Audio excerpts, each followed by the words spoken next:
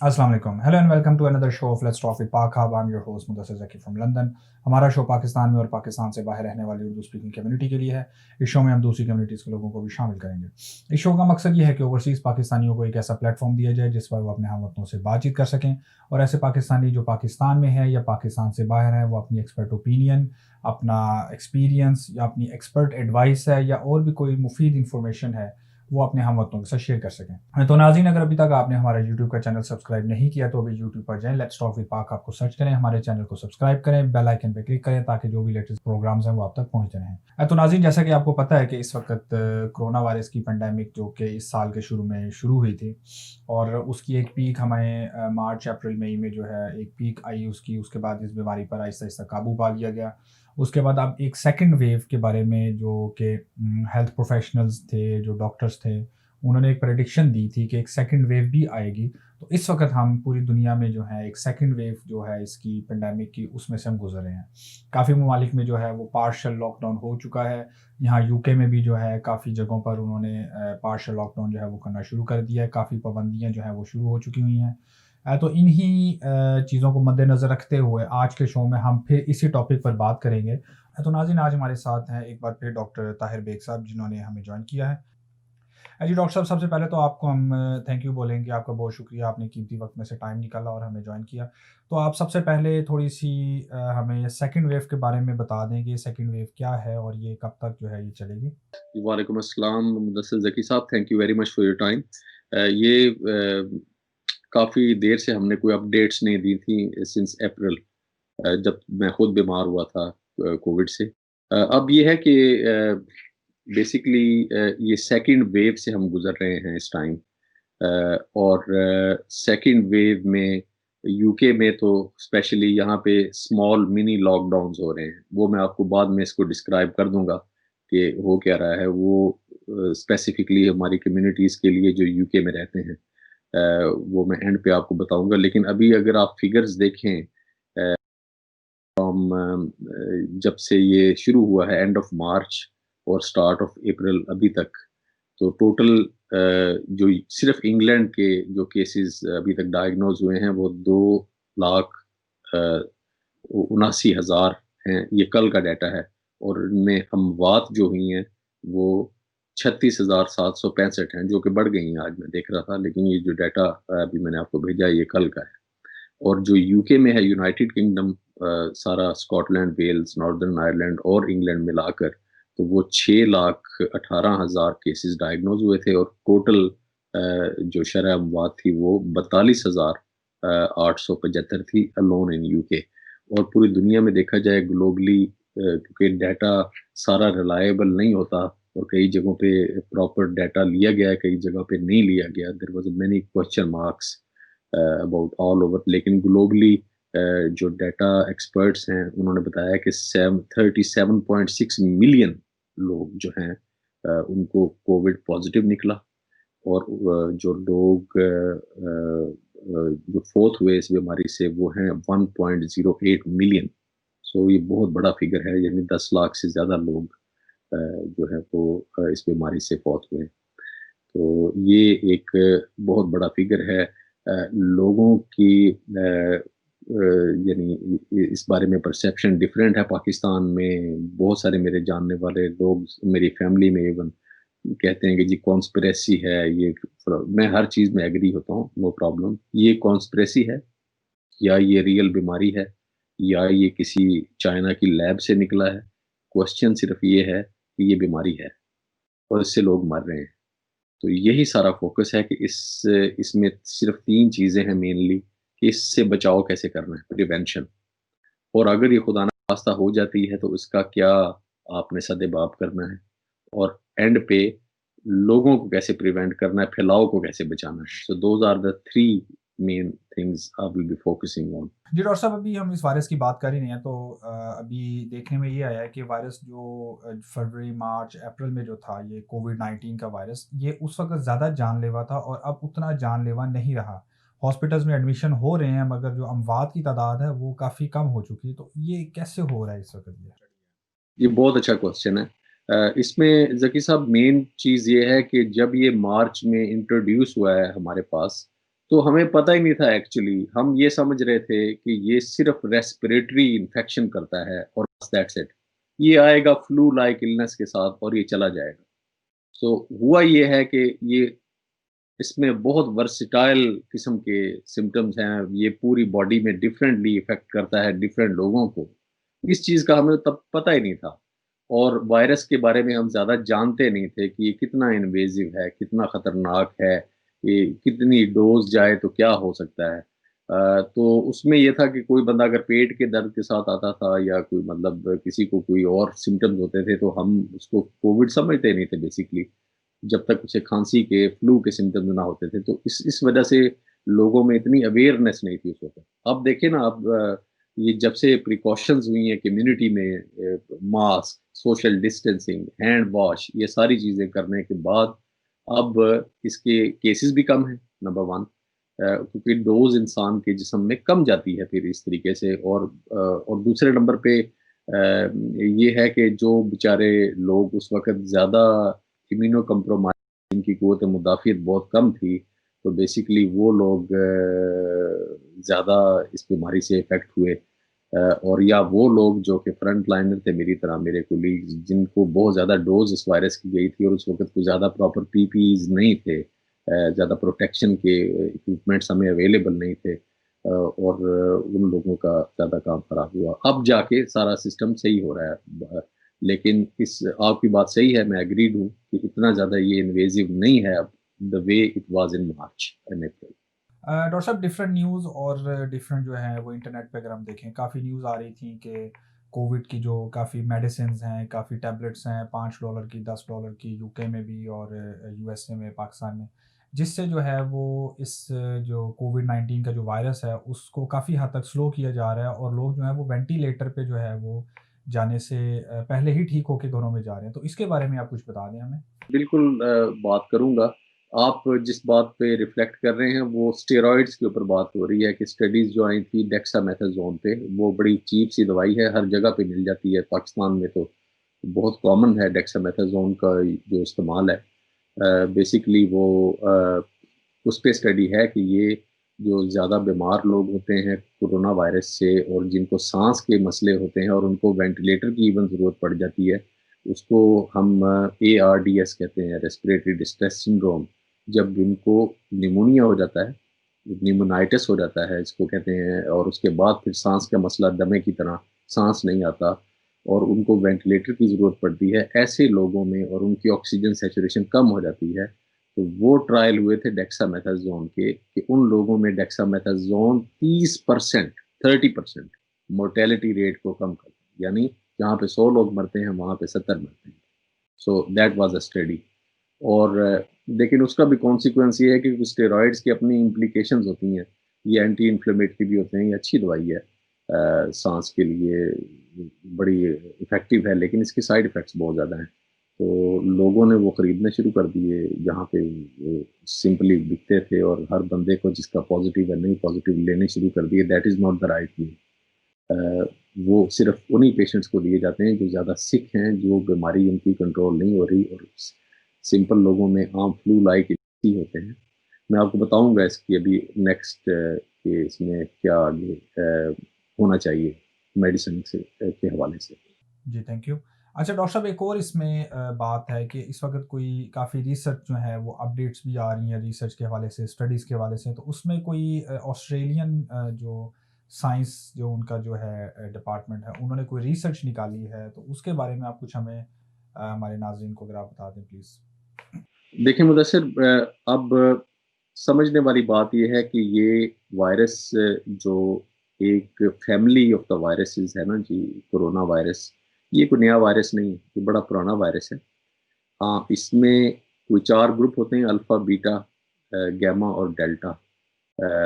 और इनमें से 7 ऐसी किस्में होती हैं जो कि ह्यूमन को, बंदों को, इंसानों को बीमार कर सकती हैं। वो सब में जाने की ज़रूरत नहीं है। लेकिन उसमें से सातों में से एक अभी ऐसी इन्वेंट हुई है, जिसको कोविड-19 सार्स-कोव-2 कहा जाता है जी। अब देखा ये गया है कि ये जो वायरस है, ये बाकी की सारी किस्मों से और फ्लू के वायरसेस से, बाकी रेस्पिरेटरी जितने वायरसेस हैं उनमें से ये सबसे हैवी है। इसका वेट बहुत ज़्यादा है, इसलिए ये हवा में नहीं रुकता। तो और ये ज़्यादा खांसी से, छींक से, स्नीज़ करने से और इस तरह ये फैलता है। अब ये सरफेसेस पे जो है ये लगता है और आप वहाँ पे हाथ से टच करें और अपनी आँखों को मलें, आँखों के ज़रिए भी ये जा सकता है अंदर, नाक या मुँह के ज़रिए, साँस के ज़रिए फिर ये अंदर आपकी बॉडी में चला जाता है। और क्योंकि ये वायरस है, आरएनए वायरस होता है और वायरस को एक होस्ट चाहिए होता है कि जहाँ ये अंदर बॉडी में एंटर होता है और फिर आगे ये सेल्स में हमारे जाके रेप्लिकेट करता है, आगे बढ़ता है और आगे फैल जाता है। तो इसके ये एक मेन चीज़ है कि ये बहुत हैवी वायरस है। सो इट मीन्स कि ये हवा में नहीं रहता, ये हमने एक नया सीखा है और ये वायरस हैवी होने की वजह से तो अभी एक नई रिसर्च आई है जी ये और ये रिसर्च है ऑस्ट्रेलियन नेशनल एजेंसी की, साइंस एजेंसी की और इस रिसर्च में ये हुआ है कि उन्होंने नोट किया है कि बैंक नोट्स जितने हमारे ये जो पेपर वाले नोट्स होते हैं और आपके फ़ोन स्क्रीन जो है मोबाइल की और और जितने स्टेनलेस स्टील की सर्विसेज होती हैं अलमारियाँ वगैरह और इन पे ये वायरस जो है वो 28 दिन तक रह सकता है। सो आप इमेजिन करें कि ये वायरस इतना लीथल है, पहले-पहले ये कह रहे थे कि जी ज़्यादा से ज़्यादा 8 घंटे रह सकता है। फिर बाद में एक और रिसर्च आई जी कि इस तरह की जो सर्फेसेज़ हैं, इन पे 3 दिन तक रह सकता है। अब ये नई रिसर्च आई है ऑस्ट्रेलिया की तरफ से कि जी ये वायरस 28 दिन तक सरफेसेस पे रह सकता है। तो क्वेश्चन ये है यहाँ पे कि आप जाते-जाते किसी चीज़ को टच करते हैं, किसी मार्केट में, किसी सुपर जहाँ पे कोरोना वायरस के बंदे ने छींका हो या उसकी स्नीज़ उसने या उसकी खाँसी से वो या उसके हाथों से लगा हो और वो आप ना चाहते हुए भी आपने मास्क लगाया हुआ है लेकिन आँखों में ख़राश कर ली है, तो वायरस तो आपके अंदर चला गया। तो इस चीज़ से बचना है बस। ये कहने का मकसद यही है कि एक 3 चीज़ें मेनली आपने इसके बचने से अपने एक तो मास्क पहने, हैंड वॉश करें और सोशल डिस्टेंसिंग रखें। मेरा फ़ोकस 3 चीज़ों पे है। यही मेरा प्रॉपर मैसेज और एंड पे भी यही मैसेज होगा कि जितना फ्रीक्वेंट हो सकता है हैंड वॉश करें, बाहर जाएँ तो मास्क लगाएँ और सोशल डिस्टेंसिंग रखें। आइडियली 2 मीटर और जिन लोगों ने मास्क लगाए हुए हैं, सिक्योर्ड एटमॉस्फेयर में वहाँ कम से कम मीटर का डिस्टेंस होना चाहिए। और उसमें यही है कि जो एक इंसान की स्नीज़ होती है, पावरफुल स्नीज़, वो 2 मीटर तक जा सकती है ईज़िली। इसी तरह खाँसी 2 मीटर तक जा सकती है। तो डिस्टेंस रखने का मकसद यही है कि वो जो एक हैवी वायरस है, वो ज़मीन पे अगर गिरता है, तो आप उसकी रेंज में ना आएँ। बस उसकी रेंज से आपने दूर रहना है और अपने हाथों को साफ रखना है। तो उसमें छोटे-छोटे कोई बॉटल्स में सैनिटाइज़र डालेंगे, जो आम सैनिटाइज़र होते हैं हाथ वाले, तो वो भी आप कर सकते हैं या कहीं साबुन के साथ या सोप के साथ हाथ भी धोया जा सकता है। तो हैंड वॉश रखें और बाहर जाते हुए अवॉइड करें कि आँखों को, चेहरे को हाथों से मलें ना, कहीं पे अगर टच हो। यही एक प्रिवेंशन का एक तरीका है बचने का। जी डॉक्टर साहब, एक और इसमें अभी जो कि वायरस की बात हो रही है तो भी मेरे ज़हन में एक सवाल आया कि सिम्पटम्स जो थे वो जब यूके में पहले इसकी वेव आई तो उस वक़्त सिम्पटम्स के बारे में कहा जा रहा था कि बुखार हो, कँपकँपी हो आपको, आप शिवरिंग कर रहे हैं, आपके गले में दर्द है। तो इस वक़्त उन्होंने कुछ सिम्पटम्स जो हैं उन्होंने ये जो आपका टेस्ट है, आपका जो ज़ुबान से आप जो चखते हैं, जायके वाली जो हिस्स है, उसके बारे में भी कहा जा रहा है कि ये इस पे भी असरअंदाज़ हो रहा है वायरस। तो ये सिम्पटम्स कैसे जो है वो चेंज हो रहे हैं? क्या वायरस चेंज कर रहा है अपने आप को या फिर सिम्पटम्स? इसके बारे में आप कुछ बताएँ हमें कि ये क्या है ये? जी, जी, बिल्कुल आपकी बात सही है। अब इसमें मेनली 3 ग्रुप्स हैं जी। पहले नंबर पे तो सबसे पहले हमें ये पता लगा है कि ये जो बीमारी है, जो वायरस है, ये सिर्फ़ फेफड़ों को इफ़ेक्ट नहीं करता। सबसे पहले प्रिस्क्रिप्शन ये थी कि फ्लू लाइक इलनेस है, ये वायरस है, ये निमोनिया करता है। ऐसी बात नहीं है सिर्फ़। अब ये है कि इसके जो कॉमन सिम्पटम्स हैं, सबसे पहले तो जो टिपिकल होता है हाई टेम्परेचर और कई लोगों में हाई टेम्परेचर, कईयों में लो टेम्परेचर होता है लेकिन शीवर्स, राइगर्स होते हैं, कँपकँपी जिस तरह मलेरिया के बुखार में आती है। दूसरे नंबर पे कफ। कफ का ये है कि ये ज़रूरी नहीं कि बलगम के साथ कफ हो।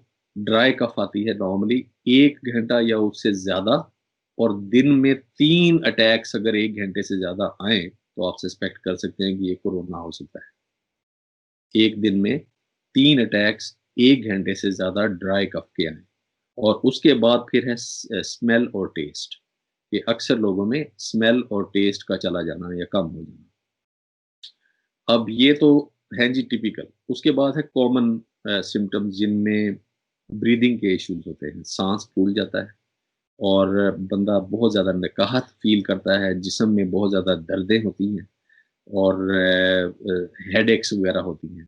और फिर जो असल ग्रुप बाद में नोट हुआ है, उसको कहते हैं जी लॉन्ग टर्म इफ़ेक्ट्स कि जो इसका लॉन्ग टर्म इफ़ेक्ट्स हैं, जो महीनों रह सकते हैं अभी तक जो रिसर्च है, उसमें ये जिन लोगों को फेफड़ों के मसले ज़्यादा हुए, उनमें पल्मोनरी फाइब्रोसिस डेवलप हो सकता है। जो लोग खुदा न खास्ता वेंटिलेटर तक गए हैं, very commonly they will develop pulmonary fibrosis ये स्कारिंग हो जाती है, स्कार्स बन जाते हैं फेफड़ों में। ये बहुत बड़ी इम्प्लीकेशन है इस बीमारी की। और इसके अलावा हार्ट फेलियर के केसेस बहुत सारे समझ में आए हैं, सामने आए हैं और हार्ट फेलियर के साथ-साथ ब्रेन डैमेज बहुत सारे लोगों को मसल्स के प्रॉब्लम्स, टेंडन्स के प्रॉब्लम्स जिन्हें myositis, tendinitis, joint pains, headaches, depression इसका साइकोलॉजिकल इम्पैक्ट बहुत ज़्यादा है। इवन इन एक्यूट फेज़ जब बीमारी हो रही होती है तो लोग बहुत ज़्यादा डिप्रेशन में चले जाते हैं, उनको सेल्फ आइसोलेट करना पड़ता है। बहुत सारे लोगों को ये साइकोलॉजिकल इम्पैक्ट इस बीमारी का बहुत ज़्यादा है। तो उसके अलावा blood clots are very common. Blood clots टाँगों में बन जाते हैं, ये मूव हो सकते हैं, फेफड़ों में चले जाते हैं। स्मॉल और जो आपके मेन ऑर्गन्स हैं, उनके स्मॉल वेसल्स में भी क्लॉट्स की स्टडीज़ हैं, किडनीज़, लिवर। तो ये वो चीज़ें हैं जो लॉन्ग टर्म इफ़ेक्ट इंसानों को करती हैं।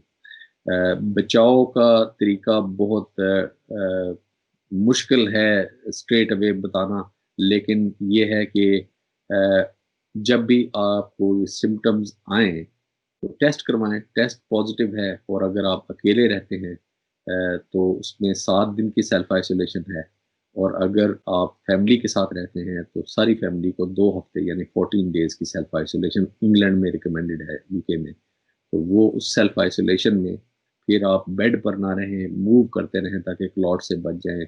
साँस की एक्सरसाइज़ेज़ हैं, कौन-कौन सी साँस की एक्सरसाइज़ेज़ करनी है, उल्टा लेट के कैसे-कैसे साँस लेने हैं, तो उससे बचाव होता है पल्मोनरी फाइब्रोसिस का।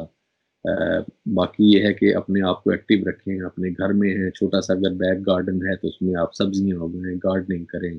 घरों में जिस तरह मैं सेल्फ आइसोलेटेड था तो हमने घर को पेंट किया, अपने आप को एंगेज रखें, बिज़ी रखें और that will avoid having some psychological issues. जी, मुदस्सिर। अच्छा डॉक्टर साहब, एक रेस लगी हुई है इस वक़्त जो फार्मास्यूटिकल इंडस्ट्रीज़ हैं, आर-एन-डीज़ जो डिफरेंट कंपनीज़ की हैं, वैक्सीन बनाने के लिए इस वक़्त। तो इस वक़्त इस आपका क्या ख़्याल है कि वैक्सीन जो है वो बन चुकी है या अभी बन रही है? क्या 2020 में वैक्सीन रिलीज़ हो जाएगी? हमें आम आवाम को जो है वो मिलेगी वैक्सीन, या फिर हम इसको अगले साल जो 2021 में हम इसको एक्सपेक्ट करें? इसके बारे में क्या इस वक़्त जो है वो खबर है, इस वक़्त ताज़ा तरीन अपडेट है? वैक्सीन का जो यहाँ पे वैक्सीन इंग्लैंड में मेनली ये ऑक्सफोर्ड वैक्सीन ट्रायल है जो कि Nottingham university clinical research centre कर रहा है।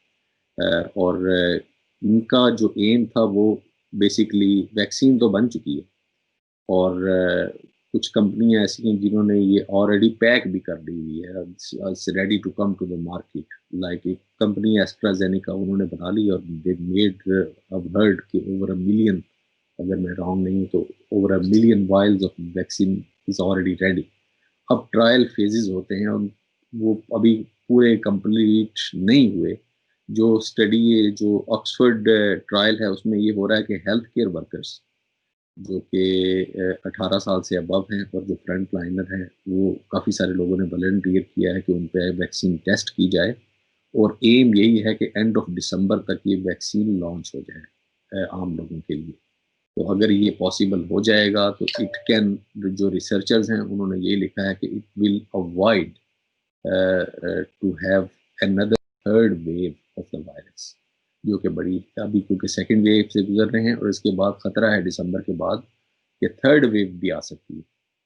थर्ड वेव में वायरस अपनी शक्ल भी चेंज कर सकता है।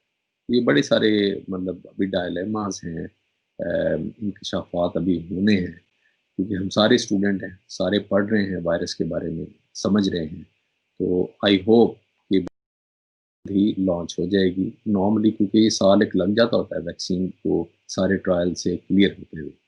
अभी ये हुआ है कि एक केस, एक पेशेंट था जिसको, एक बंदा जो ट्रायल पे था उसको बड़ी सीवियर कॉम्प्लिकेशन हुई थी लगने से, बाकी सब लोग सही रहे हैं। तो देखना ये होता है कि वैक्सीन सेफ भी है लगाना कि नहीं, कोई लाइफ थ्रेटनिंग इसमें कोई इवेंट तो नहीं होता लगाने से। तो जैसे ही इसकी सेफ्टी क्लियर होगी, अभी ट्रायल चल रहे हैं, आई होप अल्लाह पाक करे कि ये दिसंबर तक ये लॉन्च हो जाए, विच इज़ नॉट लॉन्ग। जी डॉक्टर साहब, आपका बहुत बहुत शुक्रिया। डॉक्टर साहब, आखिर में जो है आप एक जो लास्ट मैसेज जो है, जैसे कि हम इस शो का हमारा हिस्सा है कि आखिर में हम एक पब्लिक मैसेज जो है वो भी अपनी जो है नाज़रीन को देते हैं, तो एक छोटा सा मुख्तसर सा मैसेज आप क्या देना चाहेंगे इस वक्त पाक हब के जो नाज़रीन हैं उनको? देखें जी, ओवरऑल देखा जाए तो किसी मुल्क में केसेस ज़्यादा हैं, किसी मुल्क में कम हैं। कहीं पे फैसिलिटी टेस्टों की ज़्यादा है, कहीं पे कम है। हर गवर्नमेंट ने अपने-अपने रूल बनाए हुए हैं। प्लीज़ मेरा मैसेज ये है कि फॉलो रूल्स, अपने गवर्नमेंट के रूल्स फॉलो करें।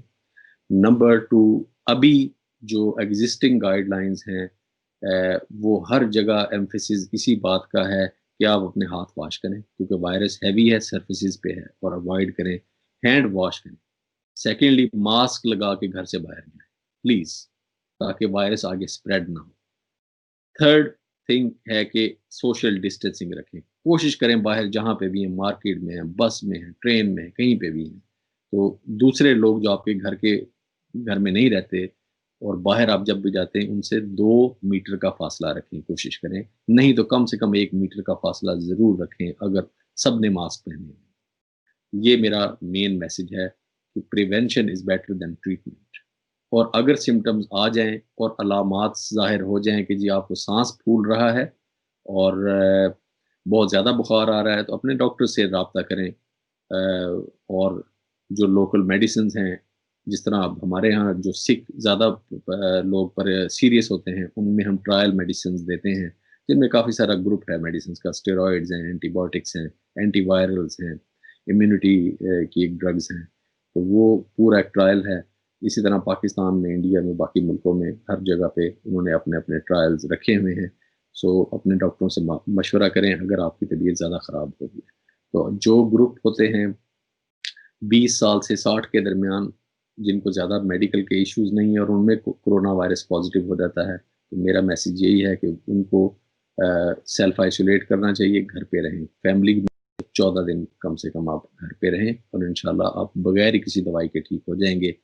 सिंपल पैरासिटामोल या कोई भी देसी टोटके करने से कोई चीज़ भी ममानियत नहीं करती। जो शांदा वगैरह पिएँ, कलवंजी की चाय पिएँ, स्टीम लें सॉल्ट डालकर, ये चीज़ें रिकमेंडेड हैं और इसका कोई साइड इफ़ेक्ट नहीं है, जल्द से जल्द आप ठीक हो जाएँगे। नॉर्मली लोगों को जब सिम्पटम्स आते हैं तो विदिन अ वीक, 1 हफ्ते बाद वो ठीक होना शुरू हो जाता है।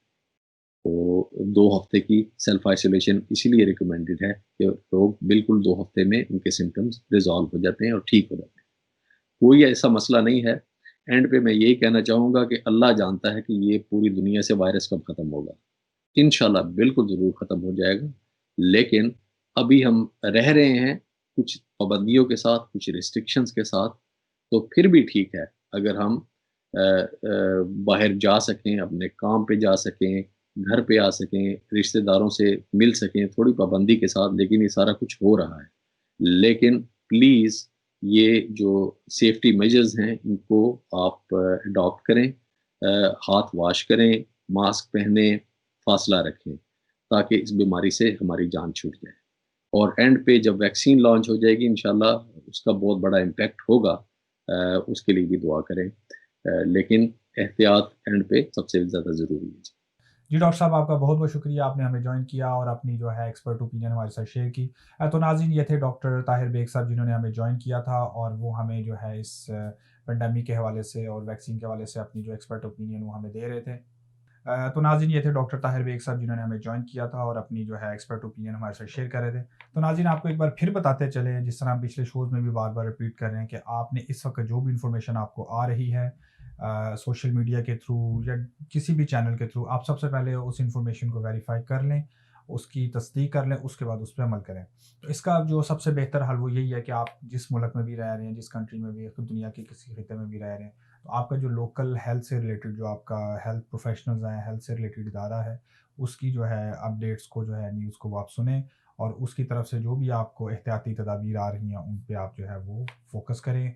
यही एक वाहिद ज़रिया है जिससे आप अपना और अपने घर वालों का जो है वो ख़्याल रख सकते हैं। तो नाज़रीन आपको एक बार फिर बताते चलें कि अगर आप समझते हैं कि आपके पास कोई स्किल है, नॉलेज है या रिसर्च है या ऐसी इन्फॉर्मेशन है जिससे दूसरे लोगों का फ़ायदा हो सकता है, तो आप हमें जो है कॉन्टैक्ट करें। हमारी कॉन्टैक्ट डिटेल इस वक्त आपको स्क्रीन पर नज़र आ रही होंगी। नाज़रीन अगर अभी तक आपने हमारा यूट्यूब का चैनल सब्सक्राइब नहीं किया तो अभी यूट्यूब पर जाएँ, लेट्स टॉक विद पाक आपको सर्च करें, हमारे चैनल को सब्सक्राइब करें, बेल आइकन पे क्लिक करना मत भूलिएगा।